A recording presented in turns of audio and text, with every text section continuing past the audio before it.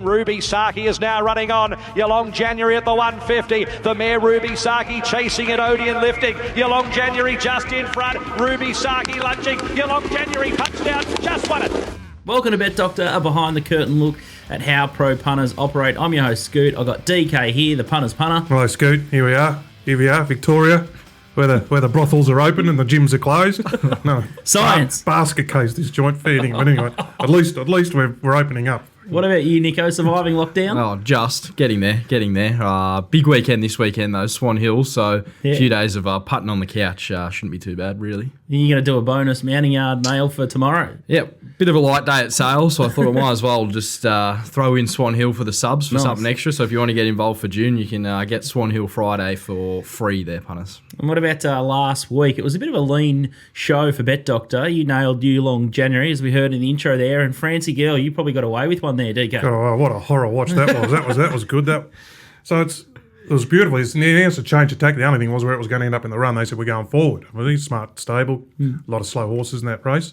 So it goes straight to the front, and saw it in the post race. He got a beautiful soft run. Oh, this soft run in front, just $1.65. Just kick away, win by 5 lengths. Well, it just kicked away, not at all, and he actually had to bash it to the line with his to get it there. And it's won by feeding him that much. It was a tough watch up the straight. But they've gone out 12 lengths below to the 600. Sometimes they went too slow. That was on punting forms, the first 600 stuff. But anyway, it won. And I got away. There was another one there at, we have? Vento Sete at Wang, where the second horse got held up. And but anyway. Take him because it goes. Plenty of luck goes against you. Exactly right. So when you get him, you take him. But it's never easy, this caper. Like I was counting the cash on Francie Girl even before the race. Going, have a look at this, into it 165 or 280. It's a matter of how far, especially when he went to the front. It's never easy, I tell you. Never, ever easy. And that Alexander Racehorse, Chief Altoni, we mentioned it in the TopSport Big Bets. I think someone had 3,000 at 420 in early markets. It was off the map, and I thought it was a really sick beat. I still did a lot when it got clear. Sick beat. Yeah, I think he's just a horse who's going to be a lot better sort of outside of horses, building momentum like he was at Ballarat, and he just never really got a chance to do that there on Saturday. I also backed Left Hand Man from the yard, so I thought we were covered there, sort of 200 metres out. I thought Left Hand Man's going to hold the rest of these off, and Chief Altoni might fly late. And then Mr. Tippler knocked us up. Who trains in?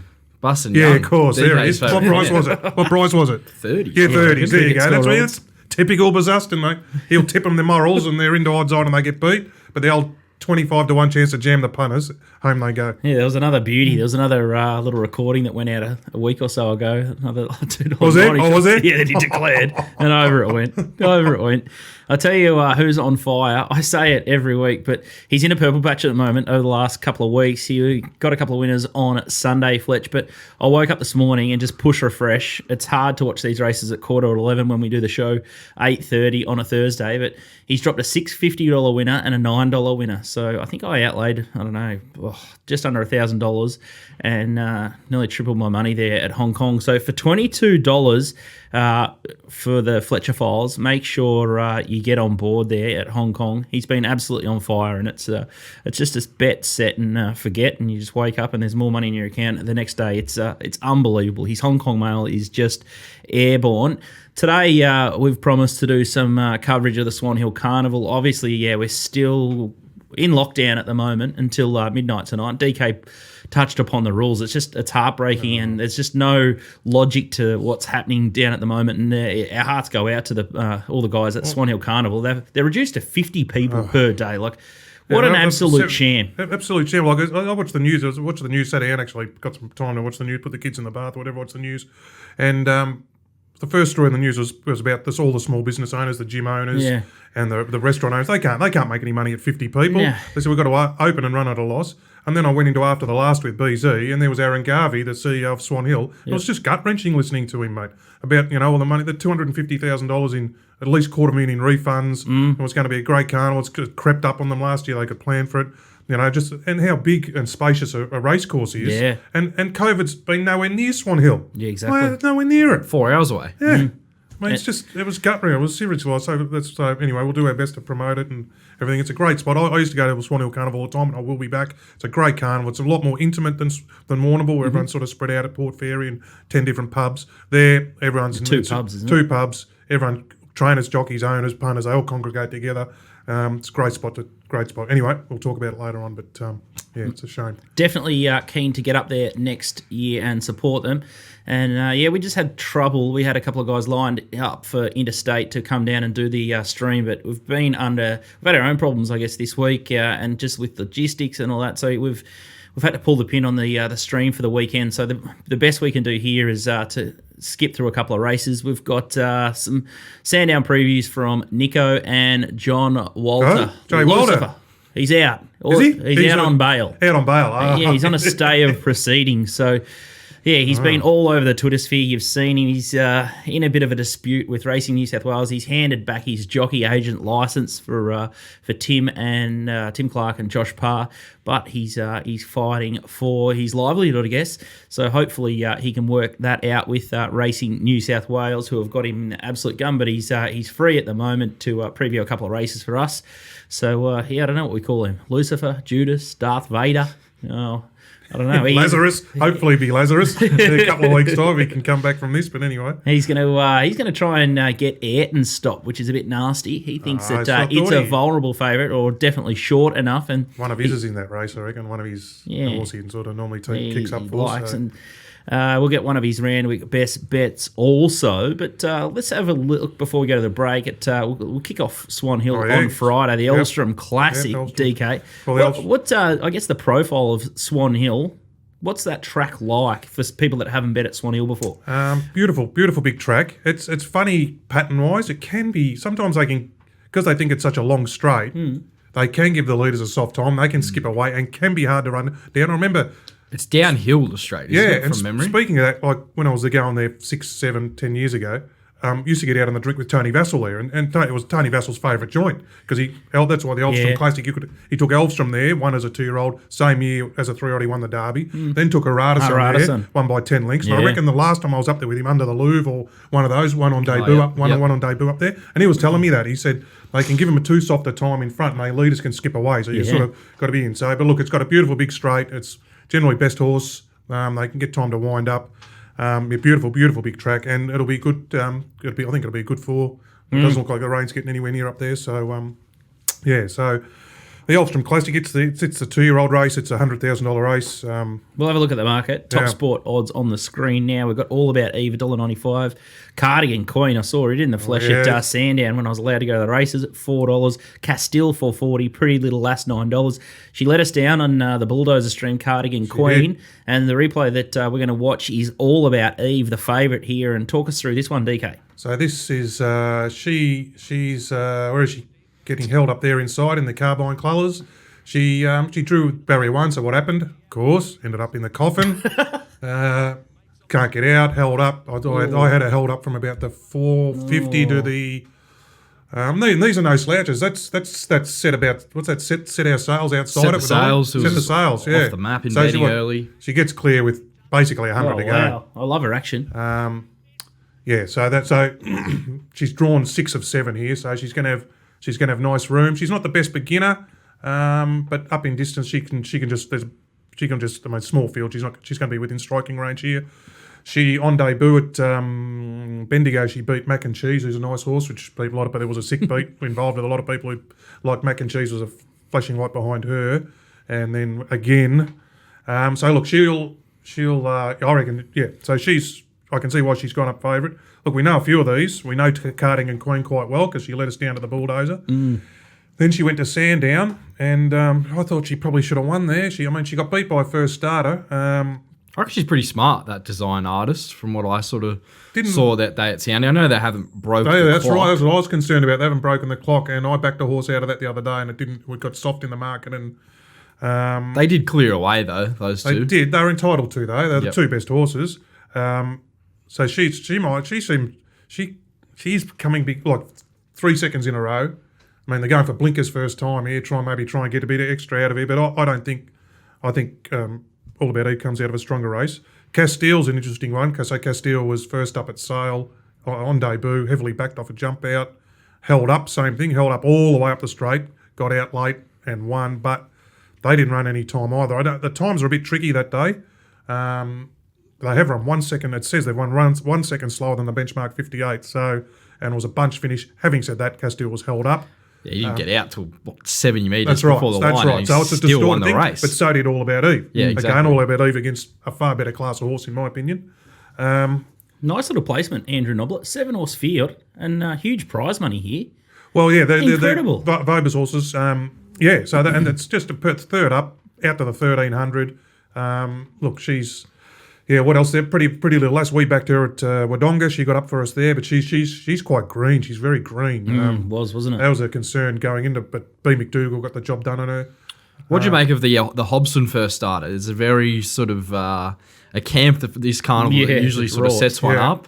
This is a half to Quay. That's correct. That's correct. Yeah, I thought that's he correct. jumped out pretty well. Yeah, he jumped out all right, but it won't be good enough here. Yeah, I mean, even Fight on Shades. Fight on Shades comes out of the Donald Classic. I don't know what Mesquill was doing on it there. I mean, you had to stay on the fence, and he came off the fence. But that's been a pretty good form race actually. But anyway, back to the. I think All About Eve will be winning this. I think she'll get the big. She'll love that big straight to wind up. She'll love some room. Look, she's short enough at the moment because she's drawn. She'll be giving. There's a couple of other options there with Castile and Cardigan Lace with some good form. So. But I still think she'll be good enough. What's the right price, you reckon? Evens? Somewhere between 5 to 4, somewhere between, because she is not the best beginner. So if you want to take an evens, you want to be, jumping to the front or be moral to get the 1-1 or something and have every possible. So just that little trick in the map and some upside with the other two. I mean, there's no way that Cardigan Queen can, with her 3 solid seconds, can get too far out in the market. And Castile had that SP and that. Someone backed her straight away off the flashing light run. So, yeah, so she'll, I think 5 to 4, something like that. Outstanding stuff. So that's a pretty confident push from DK to get you on the board in the Elstrom Classic on Friday at Swan Hill.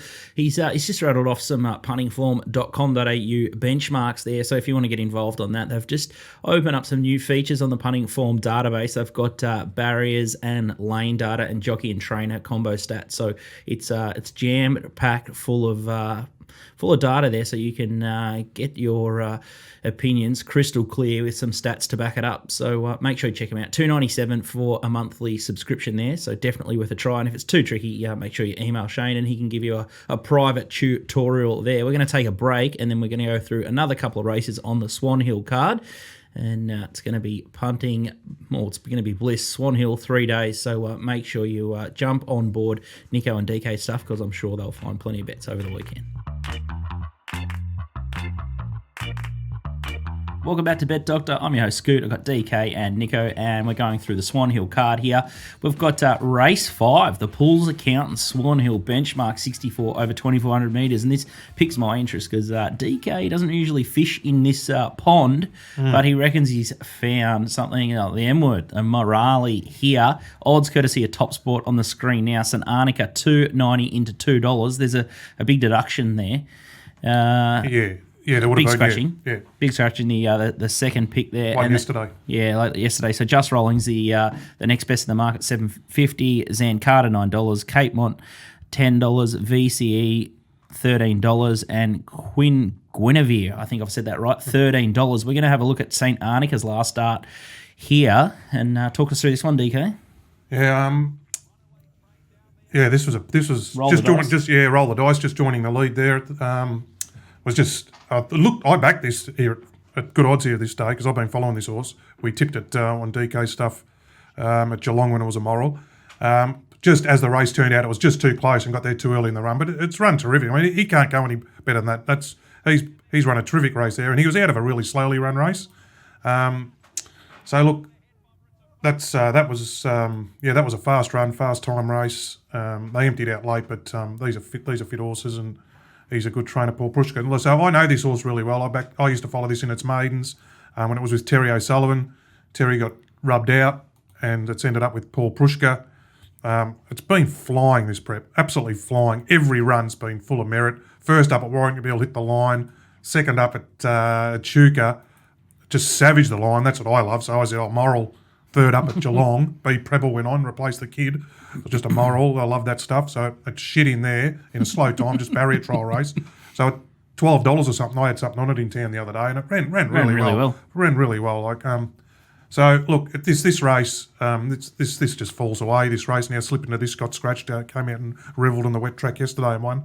But Just Rolling's XSA horse just having its first run over here for Eric Musgrave coming as a jumper. Kate Mount's an honest on pacer, and Zan Carter I know pretty well, honest on pacer as well. Sananika's in a rich vein of form. Love backing a Pushka stayer in form. I think it's probably the bet of the day. So I thought maybe if you want to add some value add, their race. What are they? Race Elfstrom Classics race 4 and 5. 4 and 5 running double multi. Do something. Having said that, with the multis, the price on All About Eve might get out a bit. But I like Sananica. Any thoughts? What do you think, Nico? Did you ever look at this race? Yeah, I did, and I thought he was probably the one of the best bets of the day, really. I was waiting to see what the deduction coming out with Slip Into This was, and I think it sort of anything above evens looks fairly good shopping for mine. So this is like a jumper's flat outside of him. Like Cape Mount, Queen Genevieve, they're very well exposed. And like you said, Sananika's just flying. It looks like he's continuing to improve off his last few runs, and he gets Declan Bates here, who's probably one of the better riders at the meeting as well. He's in good form, and he tends to ride very well for Prushka and rides these stays very well. Yeah, he's a good momentum rider. Like you saw in that race, he got building, got the revs up. I think that was the perfect way to ride him there at Sandown. He just got beat by a few better horses. Yeah. Stays in 64 grade here, but you look at that and you think, he's staying in the same grade, but realistically, like a 64 at Sandown compared to a 64 different. At Swan Hill, they are completely different. Exactly. That was quite a good. That was pretty deep race. That was a very deep race. That was. They backed that Sleepless, which was a terrific run, and with Sarko, you said you were on, and the winner, of course, was a Kieran Maher horse at 2,000 plus. So I think that bodes well here. And it was like he said, he was off a very slowly run race at Geelong, but he has been having the jumps trials, and I've been watching him the jumps trials. He seems to take he jumps quite well. So. But I always had time for this horse as a younger horse, as a 3-year-old staying type, and now Prushka's got it, and our friends, the Roll the Dice boys. So I thought he's a good banker for this day. All right, so we've got bullets heading into the Golden Topaz, the feature sprint there over 1,200 metres. Hopefully, the two shorties have lobbed, and we can probably stake down a bit once we get to this race because the market seems to be wide open. Odds courtesy TopSport. We've got Riding the Wave $6.50 to $6. I think that was that this good thing beat in the. Was it the Wongoom? This was an absolute moral beaten by the look of it. We'll have a look at the replay soon. Innkeeper, $7. It's just gone to a brand new level. That was a bit sick, wasn't it? Innkeeper in the Wongoom. The big turnaround for that horse. Huge effort. Bumper Blast, $9. Ginger Jones, $9. And More Than Exceed, $9.50 are the runners in the market. And let's have a look at Riding the Wave last time.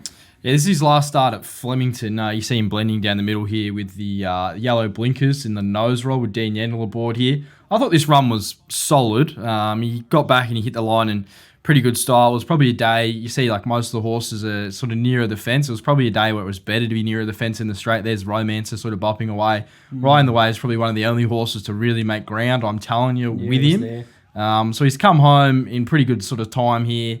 I think he'll be suited getting to Swan Hill and getting back onto a dry surface. They put the blinkers on sort of his last few runs. The Wongoom was definitely the race they set him for this prep, and he just had no luck. That was the race, of course. Innkeeper won. Dexalation ran second or third. You saw him in that replay. Dexalation and Dexalation riding the wave across the line together. So I think if you sort of take all of that form, I think riding the wave, this is just the setup for him to win a race. Now he's got 55.5 kilos. It's a bit of D-Day for him. He's always been a horse that's shown a lot of ability, but I think this is probably the best setup he's had. There's a fair bit of speed here, like Ginger Jones, Easy Beast, Innkeeper, Open-Minded, More Than Exceed, drawn out wide, even Dexalation drawn out wide. So I think that will help Riding the Wave just to get a good run, sort of just camping sort of midfield, blending into the wider lanes. I thought he was probably one of a two-bet sort of strategy. I think the market's probably a bit wrong here. The other horse I want to have a look at is More Than Exceed. If we get his replay up of his run 2 starts ago at Swan Hill. Now, this is probably a good example of what we were talking about before, DK, of when leaders can just slip away on this track. This was the Mildura Cup run at Swan Hill, and here he is in the front more than exceed. It does look like there's a few of them and they're going to catch him here, and he's just got a whole lot more to give, sort of coming into the straight. Good camp first up, Stokes camp. I thought his jump out was very good. They might push right forward from 12 and just lead, but I thought off that run, over 1,300 at Swan Hill, you can't leave him out here, I don't think. No, there was problems there. They all just stayed in their order there, coming up the straight, didn't they? So, That can happen there. That's the sort of example we were talking about before, when the leaders can kind of just give a big kick. They got a downhill run. So I'm expecting him to run pretty well first up, and sort of, what's he currently? $9.50, around that $10 mark. I was kind of happy enough to back him, and I think it's D-Day for riding the way. I think $6 more than a fair price. I didn't want to back All Too Royal. I sort of sleep at the wheel here. It's a 480 favourite. Has he had some issues? Like, it's always threatened to be a good horse, but must be some big problems. He does sort of have some soundness issues and those sort of things. He's just a typical old sort of gelding. I didn't think he jumped out that well leading to this prep. His form last preparation was probably the worst of his career. I think they're marking him off a bit of old sort of numbers. He's a really good fresh horse, but I just don't know where he's kind of at. Like, his runs last preparation didn't fill me with any confidence that the horse is, showing the ability he's got. He's 200 days off. I didn't think the trial was very good. The jump out was average for a horse that usually trials and jumps out well. I think he's a false favourite. I'd be sort of happy to lay him at sort of $4.80, to be honest, or really look to get him beat. Overminded's coming off a real strange Wagga run. Prior to that, he put up the picket fence, jumped out since the Balnarring was okay. He's never been a flash trial of that horse, though. And then I just don't know if the rest are sort of quite up to a few of these. Bumper Blast gets the blinkers on for the first time and could savage the line here. He's also out of the Wangoon, was a good race. So a lot of these are sort of intertwined. I was happy enough to back Riding the Wave and more than exceed, though, at the price. I think there's a bit of value in both. I'll probably stick with Dexalation as well. I think that's a big price at $10. Any thoughts, DK, Dad? H Coffee on. That's going to be big at this carnival. That's what I was. That's the first. That was yesterday. But they've been trialling up all jump outs and trials, getting all their horses ready. Not made the $6 the field open handicap's not really my wheelhouse, Scoot, but so I'll be happy to side with what Nico says there. Well, you know what's going to happen. You're going to shoot the lights out of Swan Hill because we haven't got a stream. Yeah. It's absolute Murphy's Law. Hey? Nothing sure. Nothing sure. I finished it last night, got right stuck into it in Sandown, and it looks a terrific card. I think it's probably the best card of the weekend so far. The Friday meeting. The Friday meeting. It is absolutely great. And then it's for people to tune in, like it is. It's the Topaz, it's 3, because last year they didn't have 3 days, they just put them all on one day. Saturday they got the Bluey Hampshire Memorial Benchmark 58, normally an exciting race. Rick makes it an exciting race. Quambatook Cup, Sunday the Cup, and the highlight, the Drought Breaker, for the worst of the worst. Reverse ballot, blah blah blah. Worst horses get in first and everything like that. So the Drought Breaker. Maiden, and there's normally a good race up there that gets targeted. The other maiden, the 2 and 3 year old maiden, can be targeted as well. So it's good going. Let everyone tune in, have a bet, and support it. Looking early at sort of the there's Odeon and Dr. Drill. There's a few really good noms. Yeah, so like Dr. Drill's in on Saturday. I think Packet Arley's in on Saturday as well at Sandown. But that track's likely to be like a heavy 10. So whether they sort of want to run there, see what they want. The interesting thing is like a horse like Dr. Drill being in the Swan Hill Cup, he's really keeping the weights up. I know we've been on him his sort of last few. Adelaide Ace, I think he's in with 54 or 55 kilos. Here's another sick one from the Bulldozer. Yeah, he's wearing thin. Looks suited. He ran good the other day. But we'll know sort of soon when the acceptances drop. If there's no Dr. Drill or anything like that and he's in there just with that weight already, I think he'll be pretty hard to beat getting out to the mile. So just sort of wait and see with acceptances there, punters, but it does look a good race on paper. It's really, really strong fields and great betting action there. So make sure you support the Swan Hill Carnival. They're doing it tough 2 years in a row, just absolutely flatten it by COVID. And if you're going to have a bet, make sure you bet with TopSport. They've been in the game for 35 years. They're up on the Gold Coast. Too smart, Tristan. I'll tell you what, every day that we're in lockdown, it just makes me more keen to get a second office. So we've got a little hideout for DK and all the boys to get through this Melbourne winter. It's blowing a gulp. We often talk about Little Birdie Park bench. I tell you what, the Little Birdie Park bench has been absolutely vacant all week. Right. And the wind is blowing like the door. It's like it's just shaking like it's an earthquake. And the trees are at sort of right angles. And there's still a couple of drongos in shorts and thongs that walk past the door. You just can't believe it. 2,000 call-outs I saw it for the SES over the last 12 hours or so. That's how good it's going down here. Anyway. On the lucky they're racing. Exactly. Lucky they're racing. All right. We're getting through a lot of content here. We've got a lot of previews. And next, we're going to have a look at Sandown on Saturday. But we'll take a quick break right now. I'll be back in a second. Welcome back to Bet Doctor. I'm your host, Scoot. I've got DK here and Nico Noonan. It's time to talk Sandown. It's going to be ducks and drakes out there. Heavy 10.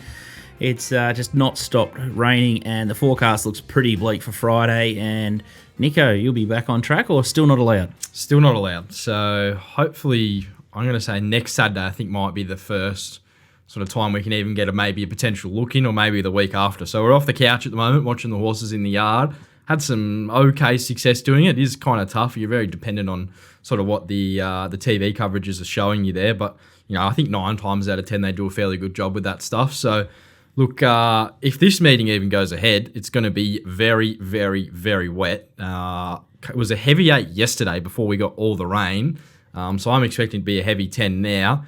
Given that, I've just gone looking for absolute wet trackers, and I think we found a few at long odds we can potentially back. That's what we like. And the best thing is the models the big syndicates and the models, sometimes they can go awry on these wet tracks. So all the data can just go out the window, and you can find horses that are rock hard fit or breeding or just not had the right sort of setup last start. So it pays to dig a little bit always deeper. An angle, there's always an angle on the heavy. 10, I love it. Always an angle. And especially when it's sort of snap rain as well. I can remember, I think it was Sacred Choice winning a Doncaster. It was like 20s into 460 in the matter of 48 hours or since final fields market went up one day in Sydney. So there is opportunity. So make sure you got nothing else to do in lockdown. So do the form or get Nico to help you with it. We've got odds courtesy of TopSport on the screen now. Ocean Miss has been the one they've bet 380 to 340. Le Chavalis is a dual nomination. I think it's up in Randwick also. 480 to 440. De Graves 9 to 750. Turritin $8. Relucent $8.50. Blue Ocean $9.50. Prince of Aline at $10. And wow, have a look at this. 2 runners that are massive odds that you're going to talk about. Leah Pari has been, it's $91 at TopSport, and then Gun Down has been 151 into 91 from the Charlotte Littlefield yard. So the replay that you've asked us to call up here is Leah Pari last start. It's in the yellow with the green V and the red cap with the Waller bridle on the fence. Yeah, so this replay features Leah Pari and Gun Down. They're back in the field, sort of second last and third last. Now, you watch this race and you think, well, they've been beaten sort of 12 lengths. This race, they went very, very fast early, around 13 lengths above to the 600-metre mark, and nothing made ground in the race at all. This track rated on the day, I would say, closer to a firm 2 than a good 3, and it was a very hard day to make ground. As you can see, the on-pace have just kind of stuck on here. I think the key to these horses is definitely getting onto the wet tracks. Interestingly enough, out of this race, Gun Down actually ran the second fastest last 200 of the entire race, just really building into his work late there. We get onto a heavy 10 on Saturday, so they're out of a brutally run race into a heavy 10. That may be the concern there. Out of only 12 days, they could be a little bit flat. Hopefully that's not the case, and this has just brought him on significantly. Leah Pari has never not run a place on a heavy track. He's had 4 goes on it, 2 wins, and I think a second and a third. His last run on a heavy track, he ran second at Caulfield back in May of last year with Ben Malum aboard, where he split Sosi Bon, Muhammad Ayas, and beat home Hangman. That's easily good enough form here. I thought his first up run was quite good. He's out of 2 very fast run races. There is no chance this horse starts $91 on Saturday. And then Gun Down is definitely a horse I think we got to be on. I already snipped a bit of 200s. The blinkers go on. Like we said before, he was the second fastest last 200 metres of that race. He was only beaten 3 lengths first up at Warrnambool. He beat home Savaheat, who's $26 here. This horse is 100 to 1, gets the blinkers on, and he's also a very, very good wet tracker. He found a similar sort of race this time last year, and he was very similar. He was 50s into 10s. The market was all over him. He didn't run up to sort of the market expectation that day, but they've sort of proved this is a horse they can have a look at. Charlotte Littlefield, I think she's an up-and-coming trainer. She's a good trainer of stayers and good at sort of getting the legs into them. I think both out of that really fast-run race onto a heavy 10 track, they're both gun wet trackers. I think at those sort of odds, you just got to be having something each way. If you're playing exotics in the race, just throw them in and hopefully. Quaddies. Hopefully one of them can just run a Absolutely. hole, because it is a day where you can find plenty of angles, and I just thought both were huge prices at those odds. Yeah, you have to have absolutely bugger all on here, and $20 the slot, and $91 the win. It's just crazy, and yeah, it could set up a quaddie. I tell you what, if one of these lobs, you'll never forget it for the rest of your life. Yeah, and there's two things that Nick was you focus in on heavy, particularly bog tracks. What Nico's focusing on there, out of fast run races, give them the fitness to handle it better, and apples to apples, heavy track to heavy track. So don't worry about you don't go looking when you go looking for wet trackers. You don't go look at their good 3 runs or whatever. Go look at their wet track runs. That's the starting point. Go find your wet trackers, they say on these tracks.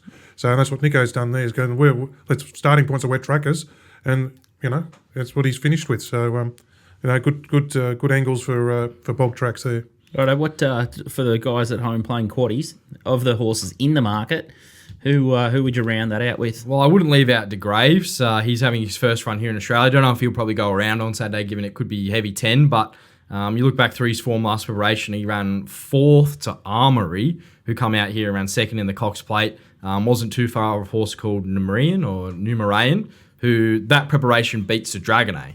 So that is like proper Group 1 form here in Australia. And you think, well, how old's this horse? Is he 8 years old coming out here with beaten up form? He's had 7 starts and he's 4. So I think he's a horse you've got to sort of be interested in. The other horse in the race, Turidan's a very good sort of wet track. I wouldn't be leaving him out of anything. And Blue Ocean is out of a very fast run race, loves it wet. I wouldn't be leaving him out of your quaddies or first fours or anything like that. I think Ocean Miss has got a bit of a task in front of her. I think she kind of she definitely should have won last start at Flemington. Jamie Carr goes aboard here. She is up 5 kilos in the weights and's never seen a track this wet. She does have good soft sort of track form, but the map isn't sort of too advantageous for her. She's going to be drawn 14. She's going to be probably out wide and working early. I was kind of happy enough to be against her at sort of $3.60, and that could be shorter if Le Chevalier comes out. So a race where you can probably look away from a few of the horses inside the market. Turid and Blue Ocean would be the two I definitely wouldn't leave out anything in De Graves. And then Gun Down Leopari, definitely way over the odds. J-Mac and Jamie Carr have been setting the world alight up in Queensland. Her ride on Vega 1's been well documented, but we called it a few weeks ago that her and Zara is probably the other one that we spoke about as well. There's a lot of people that chimed in and said you'd want Zara riding for your life, and I tell you what, he's been on fire. Yeah, flying. And normally he's away this time of year, Zara. Well, it's hard because he's landlocked with the baby and he's and got COVID. baby, but normally he always says this time of year He's a big traveller. Yeah, travel. Yeah, that's right. Lives the life. Yeah, he does. He knows. That's how he gets the best out of himself. Yeah. And then gets going for the spring again. But to his, and he's got a very strong book there on Saturday again. Different setup to like 2 months ago here in Melbourne, where Jamie Carr was dominating everything. Now Malum's back, Zara's riding here all the time. D Lane staying down here, all of a sudden a lot other more jocks in competitive. Queensland like John McNeil and Craig are staying up there. Yeah, so I don't know if she's going to continue that sort of domination of riding, 4 or 5 winners every Saturday. It seems to be a lot more even at the moment, and Zara is definitely the man at the moment. The market all over him. Yulong January smashed the other day in the betting. They're just going to back anything he's on at the moment. So he's easy to find. It was hard in the market as well. Let's have a look at race 7 at Sandown, another 1,600 metre race. Seb Song's a favourite here, 480 standoff, 850 Literati. I'll call it $9. Fac. $9. Well, a few of these. Well-named horse. All the bloody made Signers Express, $10. Next stop, Berrima, $11. Signers Express is the replay we're going to have a look at. Nico? Yeah, this was his last start at Geelong, where you're looking for the Kieran Maher colours here, punters, and this was a tragedy beaten. He is held up. This is Sunday. This on Sunday, Yeah. so he's on a very So he's had a barrier trial. He never got out, did he? never ever gets a crack at him, and then he gets out sort of here, I think that's the 200 metre mark there, and really savages the line. You can make a fair case he should have won. There's no data out currently for this race, but his form leading into this, I thought his two first up runs this preparation were quite good, where he got back and hit the line in both of them in slowly run races. Now he's on the quick backup. This preparation he's carried 63.5, 59.5. 52 after the claim. 59. Now he gets in with 52. He's on the quick backup. The horse is flying, and he has a win on a heavy 10 track in a maiden. I know he beat Absolute Walkers that day, but he can prove he can handle wet conditions. This is a horse I think the market will definitely find on Saturday. Happy to back him at $9. I don't think there's any sort of stars in this race. I think they're a very sort of even bunch. DK was sort of talking about they're all through the maidens. All through the maidens, yeah. Fac Visualising, Stats I backed. Little Birdie's been up for a while. Next Stop Berrimer's won those couple maiden, then it won again. All sort of solid horses, but no stars amongst them. So I think with the big weight drop, getting onto a heavy track, he'll just be sort of blending down the middle. And on the quick back up, I don't think this horse starts $9. I think the market could have a real good look at him. He's currently $10 actually with TopSport. Visualising, I've liked this preparation. Key form tie in here is he ran second of Foxy Frida 2 starts ago, since won at Flemington last week in a very similar sort of race. It'd be my pick of those sort of horses. And the other day he had the very tricky gate at gate 1, I think, at Cranbourne, and Jay Mott sort of, he didn't want to hand up, didn't want to be in the box seat because the thing was $1.60, he was $1.60 or $1.50. Didn't want anything to cross, but he had to work to hold the front, hold it out, and just had to ride really. So it looks like they've come home slow, but he had to ride it like that. That's where barrier 1 can be really tricky, But he didn't want to hand up on it. So that run behind Foxy Frida he's obviously good form, and third up, and it's probably the pick of those. Yeah, ones. like when you take into account like his stablemate Fack is sort of $9. I thought he won a pretty average sort of Metro maiden. And it was a one horse race. Yeah, he went straight to the front. Went straight to the front. Just had his own way. Stats, you were on last start. I was on that Stats. was probably his birthday that day. Really. That was he was well suited that day. Yeah. I'd say the other two were smarter than him, smarter horses than him. Yeah, visualising should be probably shorter than what he is at sort of $14. Especially with his XP. Like he started 1.5 the other day, didn't he? Yeah. And 1.6, very heavily backed too. I had that a 2-horse race, and the market said, no, you're wrong. It's a 1-horse race, and they were right. So, and this horse is upwards into his prep. So, I could see him running. He seems good odds there. Samsung's going to get a good run on the map from barrier number 6. Oh, isn't the jury a bit out on it? Well, I don't think he handled the real firm conditions out there at Caulfield. I think he is a wet tracker. Looking at him on type, he's got a real wet track sort of frame. He's really thin bone through his legs, so I think those real firm tracks probably wouldn't suit him. Don't know if he's going to be suited getting back onto a bottomless heavy 10 potentially, but I think a wetter surface will suit him, and Malm's riding very well. But yeah, Signers Express each way, I don't think we miss there, to be honest, and I think he starts much shorter. And the big syndicates and modelers, they love horses on the backup. So Nico could be And lightweights. Yeah, and lightweights. So you got the claim as well. Yeah, the claim. Yeah, who's riding it? Not Jay Richards, is it? Will Price. Will Price. Yeah, Will Price. Well, he's going good. Will enormous Price as well. Yeah, going terrific. He's riding, I think, Friday. Beautiful stuff. If you want to put yourself on par with all the big syndicates, you can try out puntingform.com.au. They've got the 200-metre benchmark increments and sectional times, and they've got that available for Australia, Singapore, and Hong Kong. It is fantastic stuff. Make sure you check it out. All the boys in studio use it. I absolutely love it. It's been a game changer for my journey on the punt. Up next, we're going to talk to Lucifer. We're going to get John Walter on the Zoom chat, and he's going to preview a race at Randwick, and he's going to try and get Ayrton beat up in Queensland. Welcome back to Bet Doctor, behind the curtain look at how pro punters operate. I'm your host Scoot. I've got DK and Nico, and it's time to talk to Lucifer, the devil himself, Johnny Walter from racingwatch.com.au. Johnny, is this your first media appearance since the other? So we can't like talk. this, is it? Hey? What can you talk about? Yeah, he's Talk about the weather. New South Wales Blues. What's going on there? You got a little teardrop tattoo. You got a love or a hate on the knuckles there? You just preparing yourself for prison, are you? I haven't picked what side I'm on yet, but you're prepared for the ready to go. I haven't gone through my initiation, but just getting ready. So for those just joining in, he's been disqualified for 6 months from racing New South Wales. He's relinquished his jockey managing duties, and I think he's on a stay of appeal. So we've got Walt until that's heard. So fingers crossed he can bounce through that unscathed and remove the disqualification hanging over his head. So onwards we march, and we're still betting. It's getting us through lockdown here. And I'm sure it's getting you through your dark moments. Let's have a look at Randwick Race 5, your happy hunting ground. Le Chevalier is the favourite here. Odds courtesy of TopSport, $4 to $3.70. Dual nomination here, Sandown. So not sure which way it's going. Could be big deductions here for Walt, or could be just a bunny for Walt. Zingers $3.80. Snippy Fox $5. Ruby Tuesday $8, and Betty Blooms $12. We're going to have a look at Zing last start. I think it's third up here, but there's it's been 2 good runs in it, and this is it in the Fun Star colours, Walt. Yeah, so I didn't know about the old dual acceptor. I probably should have picked that one up, but praying that it goes there. It is close enough to favour his favourite, so hoping it does. So Zing's here, had the run first up where it was out the back, chimed in down the middle, was a good run. Stablemate was identical. I thought Zing went a bit better. It's already come out and won, I think, earlier this day. Zing was 3 weeks between runs here, jumped up in trip, and you can see sort of put him away and then levelled, and then it's in front with an inch to go, ends up running third.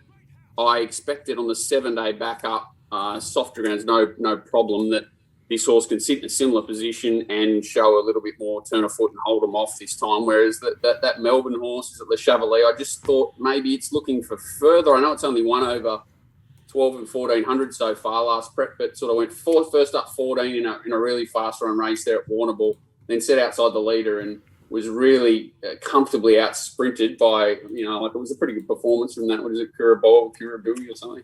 But I thought this horse looked a bit one-paced and that Zing would comfortably out sprint it and then, be a little bit stronger. I think it should be peaking this week, whereas last week it was a little bit vulnerable. Drops back from the open against the Colts and Geldings back to fillies and mares here too, which is always handy. And Brett Abdullah's certainly the best rider that sat on its back this time in, and Reggie's on Le Chevalier. I think the two of them in a tough go later. I want to be on Abdullah as well. Bit of breaking news: Le Chevalier will run in Sydney, so we'll be able to hold up the price there with Zing punters. So your $3.80 will probably last. Brad Davidson to get that information. Just have a few connections down here. It's going to be heavy too. It's going to be bottomless down here, so it's no surprise it's going up there. Yeah, better. Yeah, I think we'll probably end up about a 7 or something. I don't think it depends how much rain they get today, but you wouldn't expect it to improve. It's pretty cold and average conditions in Sydney as well. So 7 or an 8 or something like that will be in Sydney.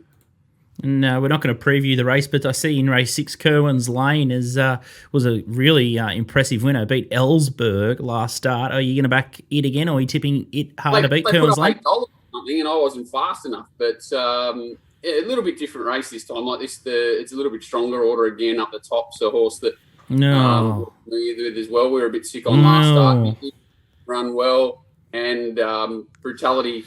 Can't believe they've left the same rider on gate 1. But there's a few strong dangers there to Kerwin's, but I still would have had it marked favourite, and I would have been chiming into the $8, but it's well and truly gone now. That's sickening, $8, isn't it? Yeah, they put up $8. Oh, how? It's just one of those hows.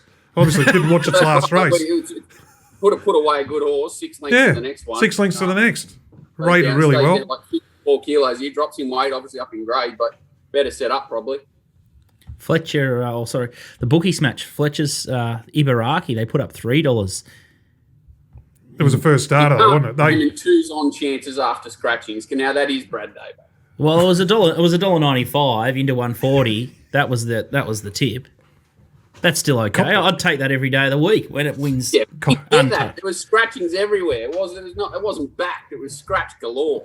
It was $1.95 into $1.40 after deductions, though. I still got paid. You're heading into DK territory. Don't go there, mate. He copped a nice pay off Sammy Lyons, Brad Davo, didn't he? Whoa, what happened there? Oh, he wanted to say Majestic Shot should have been announced as a change of tactics because of the intent out of the gates or something like this.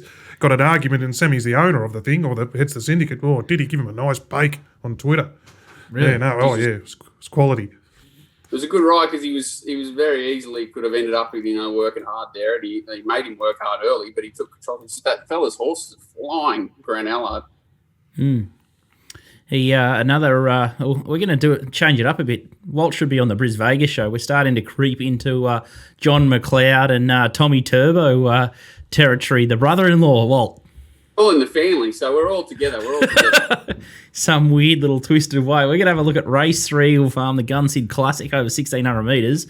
Odds courtesy of TopSport, and the boom horse, Ayrton, 175 to 170. Ellsberg, a horse that you guys would know all about, $4.20 to $4. Easy Camp Easy, $10. Without thinking, 11-star Rosa, $15. Let's have a look at Ayrton last time. Went over at the short price there. Here he's in the roll the dice colours. Certainly had its chance here. They did run along, and it wasn't set the easiest task. 12 to 1,400. obviously had to travel up from Brisbane. They've gone out, 6 lengths above or something and come home solid. He's run, nearly as well as he did first up at Caulfield, but I thought had his chance, and I think Ellsberg's a level up from these horses, to be fair. Like, I would say that horse that's running up there 4 wide that Tim's ridden, there, I'm pretty sure, he's pretty happy to be with Ellsberg this time around. The reason if Jane Mack wasn't swapped onto this horse, I'd be far more confident, but I really do see it vulnerable early in the race. I would love Tommy Berry to just bang his horse easy Campese out, and 9 out of 10 times when Tommy bangs him out, he grabs hold and stacks him up and straight back in Anton's face. Ellsberg sitting outside the leader, takes off around the bend, ball goes straight out of the cupboard. Fucking Tommy Turbo, man of the match. Ellsberg doubles everywhere. Oh. All right, let's have a look at the last start 400 of Ellsberg when Kerwin's Lane knocked it off, and Walt did tip this horse up at $9. The one that run it down. He's Ellsberg in front. He said 2-horse race. That's what Walt said here. 2-horse race.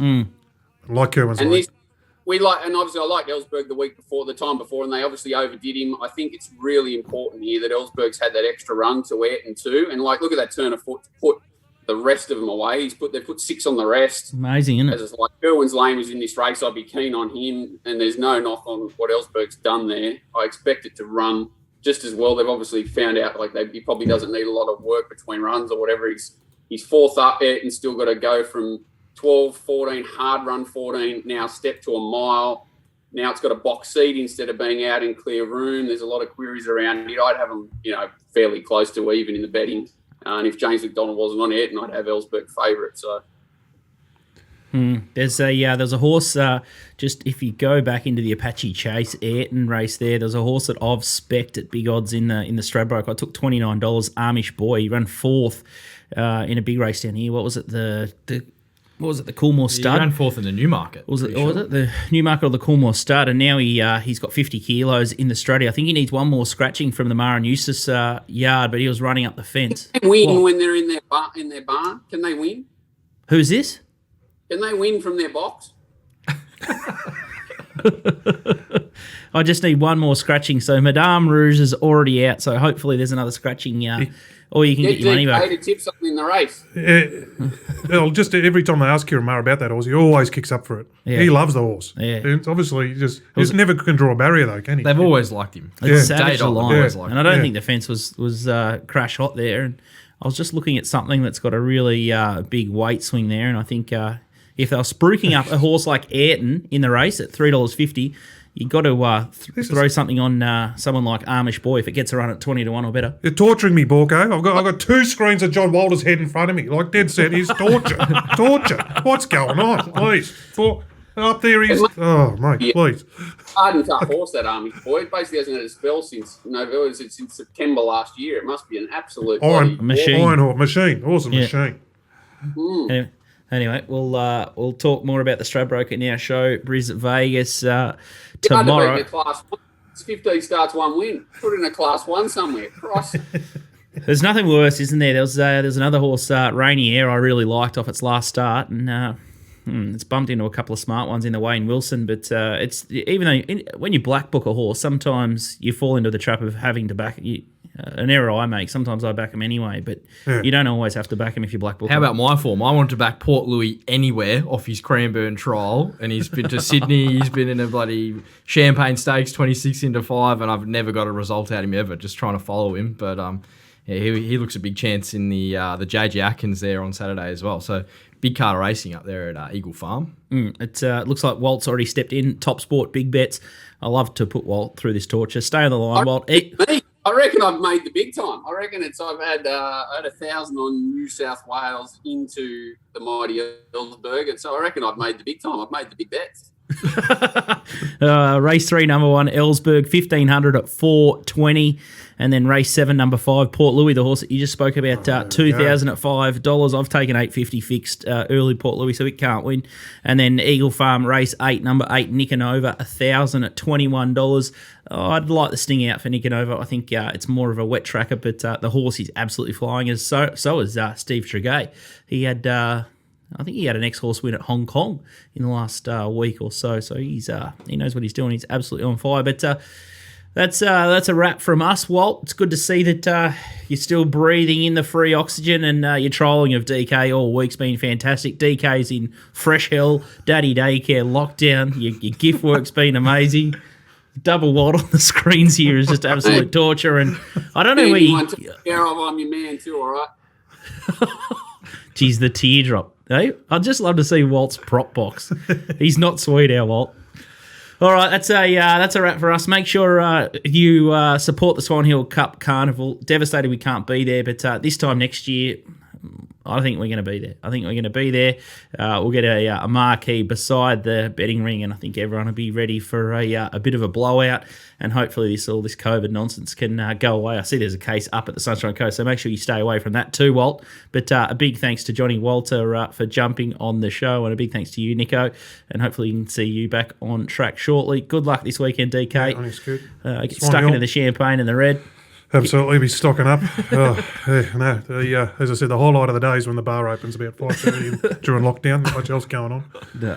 Hopefully, the kids can get back to their sport as well. But that's a wrap from us.